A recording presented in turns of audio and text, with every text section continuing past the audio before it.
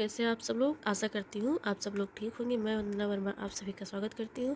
आज मैं लेकर आई हूँ सीडीपी का नया टॉपिक, एक नया प्रैक्टिस सेट जो हम लोग स्टार्ट करते हैं। आज का जो हमारा पहला क्वेश्चन दिया गया है, पूछा गया है, डिसेंट ऑफ मैन नामक पुस्तक किसने लिखी है। मैंने आपको पहले ही वीडियो में बताया था कि जो पुस्तक के नाम है, उनके लेखक और जो कथन दिया गया होता है कि यह कथन किसका, यहाँ से हमारे क्वेश्चन बनते हैं। चाहे वह यूपी टेट हो, सी टेट हो, DSSB हो या सुपर टेट हो, जितने भी टीचिंग एग्जाम्स होते हैं उन सभी में ये क्वेश्चन पूछे जाते हैं। तो हमें इन क्वेश्चनों को, जो पुस्तक के नाम, उनके लेखक, कथन, इन सबको हमें अच्छे से पढ़ना है। आगे देखते हैं। जो क्वेश्चन हमारा है, डिसेंट ऑफ मैन नामक पुस्तक किसने लिखी। डिसेंट ऑफ मैन नामक पुस्तक किसने लिखी। ऑप्शंस हमारे दिए गए हैं, John Lamarck, John Darwin, Charles Darwin, Francis Galton और स्किनर। तो इसका जो हमारा राइट आंसर होगा वो होगा ऑप्शन नंबर बी होगा, चार्ल्स डार्विन। इनकी एक पुस्तक और है, वो है the origin of species. Charles Darwin की एक पुस्तक का नाम और क्या है, दी ओरिजिन ऑफ स्पीसीज। ठीक। और इनका फ्रांसिस गाल्टन की पुस्तक का नाम heredity of genius. Francis Galton की पुस्तक का नाम क्या है, हेरिडिटी ऑफ जीनियस। क्या नाम है, heredity of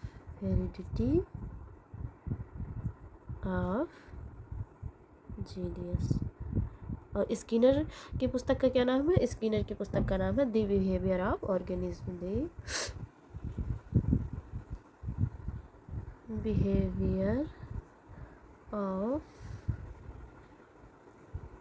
behaviour of organism, ये स्किनर की पुस्तक का नाम है। आगे बढ़ते हैं हम लोग। वंशानुक्रम को जीवन का प्रारंभ करते समय जन्म के समय नहीं, वरन जन्म से 9 माह पूर्व गर्भाधान के समय व्यक्ति में उपस्थित सभी बातों के रूप में किस मनोवैज्ञानिक ने परिभाषित किया है। दोबारा पढ़ते हैं हम लोग क्वेश्चन कि वंशानुक्रम को जीवन का प्रारंभ करते समय जन्म के समय नहीं, वरन जन्म से 9 माह पूर्व गर्भाधान के समय व्यक्ति में उपस्थित सभी बातों के रूप में किस मनोवैज्ञानिक ने परिभाषित किया है। पहला ऑप्शन दिया गया वुडवर्थ, दूसरा जेम्स ड्राइवर, तीसरा पीटरसन और चौथा डगलस। तो इसका जो हमारा राइट आंसर होगा ऑप्शन नंबर ये होगा। किसने कहा है, वुडवर्थ ने। किसने, वुडवर्थ ने कहा है। आगे क्वेश्चन, अगला क्वेश्चन देखते हैं हम लोग। जीन पियाजे के अनुसार संज्ञानात्मक कार्यविधि की विशेषता क्या है। जीन पियाजे के अनुसार संज्ञानात्मक कार्यविधि की विशेषता क्या है। संगठन, अनुकूलन, दोनों और इनमें से कोई नहीं। तो जो दोनों ऑप्शन दिए गए हैं ये हमारा दोनों सही है, क्योंकि जो इन्होंने संज्ञानात्मक विकास का सिद्धांत दिया है उसमें संगठन, अनुकूलन इसकी क्या है, मुख्य विशेषता है। अब हम लोग देखते हैं संगठन क्या होता है। संगठन मतलब कि जिसमें बौद्धिक सूचनाओं को बौद्धिक संरचनाओं में व्यवस्थित करने से होता है। बौद्धिक का तात्पर्य होता है बौद्धिक सूचना को बौद्धिक संरचनाओं में व्यवस्थित करना। और अनुकूलन क्या होता है, अनुकूलन होता है कि पूर्व ज्ञान में नए ज्ञान, जो हमारा पहला सीखा हुआ ज्ञान है, मतलब पुराना ज्ञान है, उसमें नए ज्ञान के मध्य क्या करना, संतुलित या संतुलन स्थापित करना होता है। ये हमारा अनुकूलन हो गया। पूर्व ज्ञान में नए ज्ञान, पूर्व ज्ञान में नए ज्ञान के मध्य, पूर्व ज्ञान और नए ज्ञान के मध्य क्या करना, संतुलन स्थापित करना। ठीक। तो इसका जो हमारा राइट आंसर होगा ऑप्शन नंबर सी होगा, ये और भी दोनों। आगे देखते हैं हम लोग। निम्नलिखित में से कौन सा सिद्धांत सुमेलित नहीं है। पहला ऑप्शन दिया गया है चॉम्स्की, भाषा विकास का सिद्धांत, इरक्सन, मनोलैंगिक विकास का सिद्धांत, कोहलबर्ग, नैतिक विकास का सिद्धांत, पियाजे, संज्ञानात्मक विकास का सिद्धांत। तो इसका जो हमारा राइट आंसर होगा ऑप्शन नंबर कौन सा होगा, ऑप्शन नंबर होगा सेकेंड वाला। चॉम्स्की ने भाषा विकास का सिद्धांत दिया था, लेकिन जो मनोलैंगिक विकास का सिद्धांत है इसे किसने दिया था, ये फ्रॉयड साहब ने दिया था। इसे इन्होंने किसकी बात की थी, लिबिडो की बात की थी। किसकी बात की थी, लिबिडो। ठीक। तो मनोलैंगिक विकास का सिद्धांत किसने दिया, फ्रॉयड ने दिया था। ठीक। अब इरक्सन ने क्या दिया था, तो इरक्सन ने दिया था मनोसामाजिक विकास का सिद्धांत। मनोसामाजिक विकास का सिद्धांत किसने दिया था, तो इरक्सन साहब ने दिया था। इरक्सन जो मनोवैज्ञानिक है, इन्होंने मनोसामाजिक विकास का सिद्धांत दिया था। कोहलबर्ग ने तो नैतिक विकास का सिद्धांत दिया ही था। जीन पियाजे जो थे, इन्होंने भी क्या, कौन सा सिद्धांत दिया था, संज्ञानात्मक विकास का सिद्धांत दिया था। तो इसका जो हमारा राइट आंसर होगा ऑप्शन नंबर सेकेंड होगा। कौन सा होगा, ऑप्शन नंबर सेकेंड। आगे बढ़ते हैं हम लोग।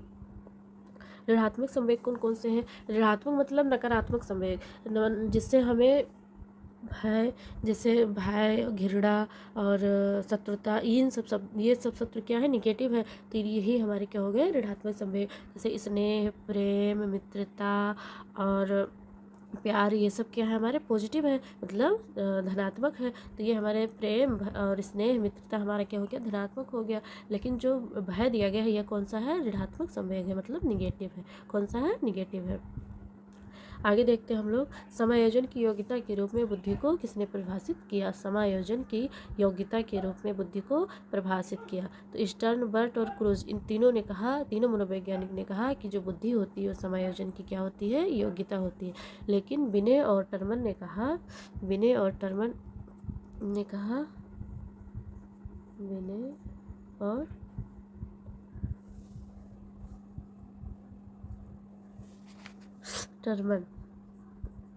इन्होंने कहा कि जो बुद्धि होती है वो अमूर्त चिंतन, बुद्धि जो होती है अमूर्त चिंतन की योग्यता होती है। ठीक, इन्होंने क्या कहा? विनय और टर्मन ने कहा कि जो बुद्धि होती है वो अमूर्त चिंतन करने की योग्यता के रूप में इन्होंने परिभाषित किया। ठीक, तो इन पांचों मनोवैज्ञानिकों में सिर्फ इतना अंतर है, उन्होंने समायोजन की योग्यता बताई है क्रूज और ईस्टर्न और बर्ट ने, और जो बिने और टर्मन साहब थे इन्होंने बताया कि अमूर्त चिंतन की क्या है? योग्यता है। इसका जो हमारा राइट आंसर होगा ऑप्शन नंबर डी होगा, क्योंकि सभी ऑप्शन जो है वो सही है। स्पेंजर के अनुसार व्यक्तित्व विभाजन का आधार है। स्पेंजर के अनुसार व्यक्तित्व विभाजन का आधार है। तो स्पेंजर जो मनोवैज्ञानिक थे इन्होंने जो मूल्यों के आधार पर व्यक्तित्व को 6 भागों में विभक्त किया। जो स्पेंजर महोदय थे इन्होंने क्या किया? इन्होंने मूल्यों के आधार पर व्यक्तित्व को 6 भागों में विभक्त किया। पहला जो इनका था वो था सैद्धांतिक। कौन सा था?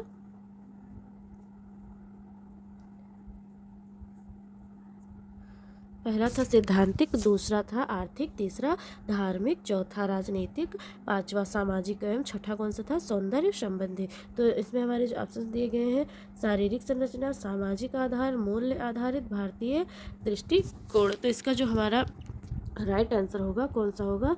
ऑप्शन नंबर होगा सी, क्योंकि जो स्पेंजर महोदय थे इन्होंने मूल्यों के आधार पर व्यक्तित्व को विभक्त किया था। और कितने प्रकार बताए थे इन्होंने मूल्य के आधार पर? 6 प्रकार बताए थे। कौन कौन से? सैद्धांतिक, आर्थिक, धार्मिक, राजनीतिक, सामाजिक और सौंदर्य संबंधी। आगे बढ़ते हैं हम लोग। TAT परीक्षण संबंधित है। जो TAT परीक्षण है वो किससे संबंधित है? TAT का फुल फॉर्म देख लेते हैं हम, thematic apperception test. Thematic apperception test, इसको हिंदी में कहेंगे प्रासंगिक अंतर्बोध परीक्षण। हिंदी में क्या बोलते हैं TAT को? प्रासंगिक अंतर्बोध परीक्षण। इस परीक्षण में क्या होता है कि इसमें कार्ड दिए गए होते हैं। इनमें कार्डों की संख्या 31 होती है, जिसमें से 30 कार्ड जो होते हैं उसमें काले सफ़ेद के अस्पष्ट जो होते हैं चित्र बने होते हैं। लेकिन जो एक कार्ड होता है वो कैसा होता है? खाली होता है, मतलब प्लेन होता है, उस पर कोई चित्र वगैरह नहीं बने होते हैं। तो अगर ये पूछा जाए कि TAT परीक्षण में कार्डों की संख्या कितनी होती है, तो होगा हमारा 31 कार्ड। और अगर इसका TAT का फुल फॉर्म पूछे तो इसका होगा थीमेटिक एप्रिसेप्शन टेस्ट, और हिंदी में इसे क्या बोलते हैं? प्रासंगिक अंतर्बोध परीक्षण। यह परीक्षण जो होता है यह क्या करता है? व्यक्तित्व परीक्षण के लिए इसका प्रयोग किया जाता है। जो TAT परीक्षण है इसका प्रयोग हम व्यक्तित्व परीक्षण के लिए करते हैं। तो इसका जो हमारा राइट आंसर होगा ऑप्शन नंबर बी होगा, व्यक्तित्व परीक्षण, ऑप्शन नंबर बी। आगे बढ़ते हैं हम लोग। व्यवहार के कारण व्यवहार में आया कोई भी परिवर्तन क्या कहलाता है? व्यवहार के कारण व्यवहार में आया कोई भी परिवर्तन क्या कहलाता है? हमारा अधिगम कहलाता है। अब आपसे ये पूछ लिया जाए कि ये जो व्यवहार के कारण व्यवहार में आया कोई भी परिवर्तन, यह कथन किसका है? तो यह कथन गिलफोर्ड का है। गिलफोर्ड मनोवैज्ञानिक है, यह कथन उन्हीं का है। ठीक, तो यह कथन गिलफोर्ड महोदय का है। उन्होंने कहा था कि व्यवहार के कारण व्यवहार में जो परिवर्तन आता है वही क्या है? अधिगम है।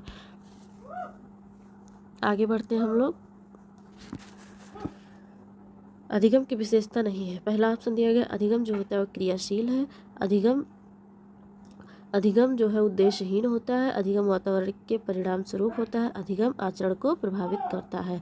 तो जो इसका हमारा राइट आंसर होगा ऑप्शन नंबर बी होगा, क्योंकि अधिगम जो होता है वो उद्देश्यहीन नहीं होता। और जो बाकी ऑप्शन दिए गए हैं, अधिगम क्रियाशील होता है, अधिगम वातावरण के परिणाम स्वरूप होता है, अधिगम आचरण को प्रभावित करता है, ये सब क्या है हमारे अधिगम की विशेषता है। लेकिन जो सेकेंड ऑप्शन दिया गया है कि अधिगम उद्देश्यहीन होता है, ये ऑप्शन हमारा क्या है, ऑप्शन तो सही है लेकिन जो विशेषता बताया गया है ये गलत है। आगे बढ़ते हैं हम लोग। अधिगम वक्र में पठार निम्न कारण से आता है। पूछा गया है कि जब हम पढ़ते पढ़ते जब हम लगातार पढ़ते रहते तो एक टाइम ऐसा आ जाता है कि हमारे दिमाग में कुछ घुसता ही नहीं, मतलब क्या पढ़ा रहे हैं, इधर आया उधर चला गया, कुछ समझ में नहीं आता, उसे ही हम कहते हैं मतलब जो सीखने की जो दर होती है वो क्या होती है, रुक जाती है।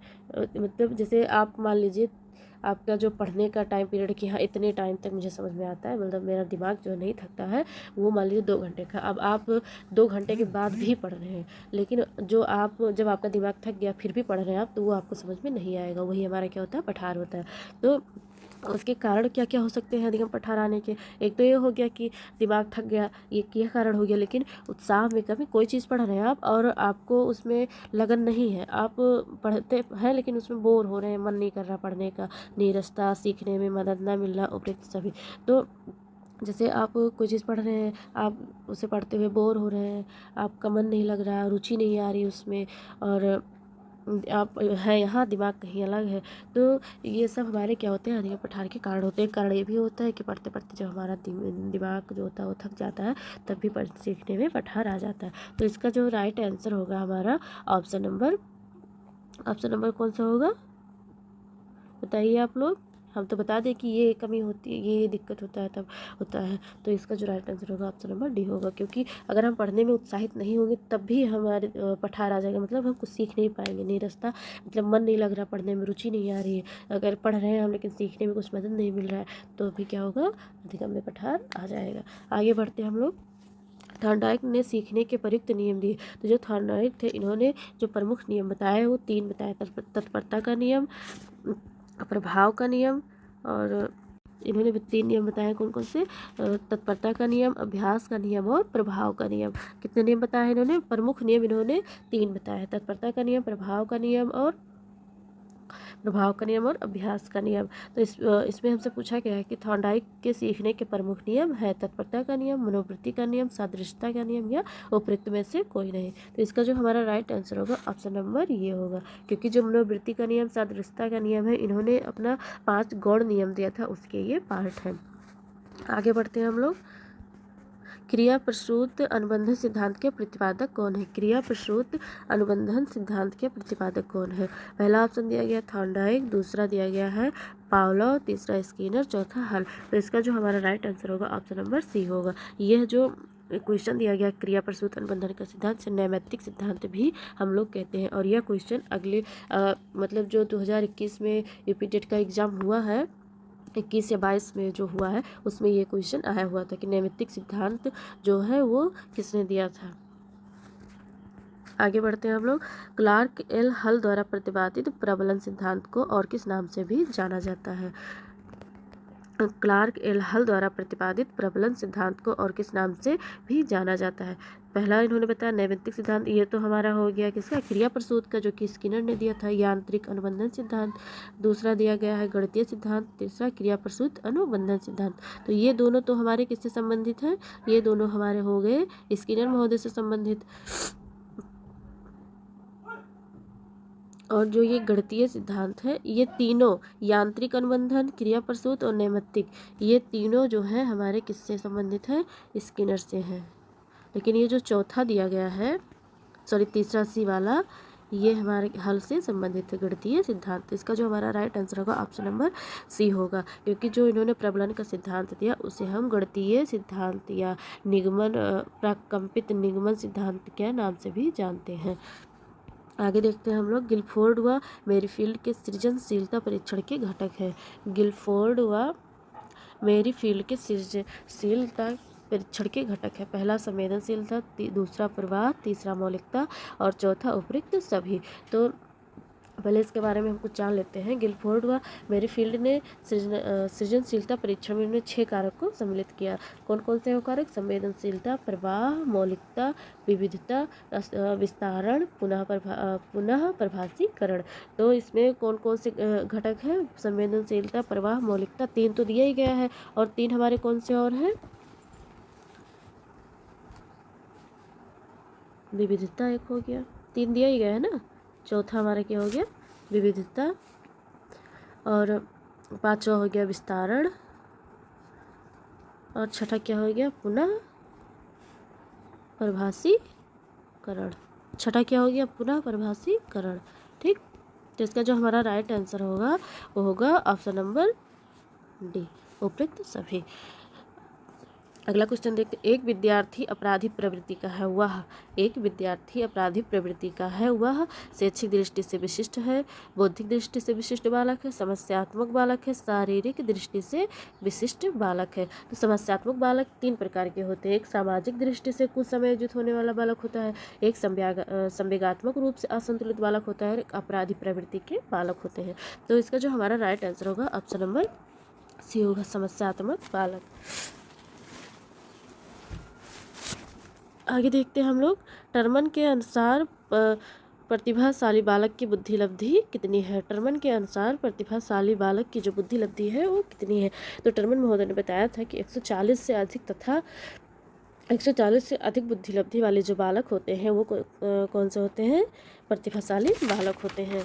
और एक टनलब करके थे, इन्होंने बताया 130 से अधिक वाले बालक क्या होते हैं? प्रतिभाशाली होते हैं। तो इसका जो हमारा राइट आंसर होगा वो होगा ऑप्शन नंबर ये 140। शिक्षण सूत्र। अगला जो हमारा क्वेश्चन है वो किससे है? शिक्षण सूत्र से संबंधित है। व्यवहार से तर्क की ओर, विश्लेषण से अंश की ओर, अनिश्चित से सूक्ष्म की ओर, विशिष्ट से सम्मान की ओर। तो पहले हम लोग देख लेते हैं शिक्षण सूत्र कितने हैं। पहला कौन कौन से हैं? अनुभव से तर्क की ओर एक है हमारा, अनिश्चित से निश्चित की ओर है, ज्ञात से अज्ञात की ओर है, विश्लेषण से संश्लेषण की ओर, और विशिष्ट से सामान्य की ओर, विशिष्ट से सामान्य की ओर। तो इसका जो हमारा यहाँ देख लीजिए विश्लेषण दिया गया, तो यहाँ अंश नहीं होगा, विश्लेषण से संश्लेषण की ओर होगा, तो ये भी हमारा क्या है? गलत हो जाएगा। विश्लेषण से संश्लेषण की ओर ये भी गलत है, व्यवहार से तर्क की ओर ये भी गलत है, अनिश्चित से निश्चित की ओर होना चाहिए ये भी गलत है। लेकिन जो हमारा डी नंबर है ये विशिष्ट से सामान्य की ओर, ये हमारा क्या है? राइट आंसर है। आगे बढ़ते हैं हम लोग। मैस्लो की मांग पदानुक्रम सिद्धांत के अनुसार निम्न स्तरीय आवश्यकता क्या है? मैस्लो की मांग पदानुक्रम के अनुसार सबसे जो निम्न स्तरीय आवश्यकता इन्होंने क्या बताया? तो इन्होंने बताया कि जो शारीरिक मांग है वो क्या है? सबसे निम्न स्तरीय है। उच्च मांग इन्होंने क्या बताया? इन्होंने उच्च मांग जो है क्या बताया? सामाजिक मांग, आत्मसम्मान, आत्मसिद्धि, ये सब क्या है? उच्च मांग है। लेकिन जो शारीरिक या जैविकीय मांग है ये क्या है? निम्न स्तरीय आवश्यकता वाली मांग है। तो इसका जो हमारा राइट आंसर होगा ऑप्शन नंबर ये होगा। फ्रॉवेल ने विधि का प्रतिपादन किया। फ्रॉवेल जो थे, फ्रॉवेल उन्होंने किसका प्रतिपादन किया था? तो किंडरगार्टन विधि के जो प्रतिपादक थे वो कौन थे? फ्रॉवेल। और मॉन्टेसरी विधि के प्रतिपादक तो मरिया मॉन्टेसरी। इसका जो हमारा राइट आंसर होगा ऑप्शन नंबर कौन सा ऑप्शन होगा? ऑप्शन नंबर किंडरगार्टन विधि के प्रतिपादक कौन है? फ्रॉवेल है। आज का जो हमारा प्रैक्टिस सेट था, आज का जो हमारा प्रैक्टिस सेट था यहीं तक था। और आप लोग कमेंट करके ज़रूर बताएं कि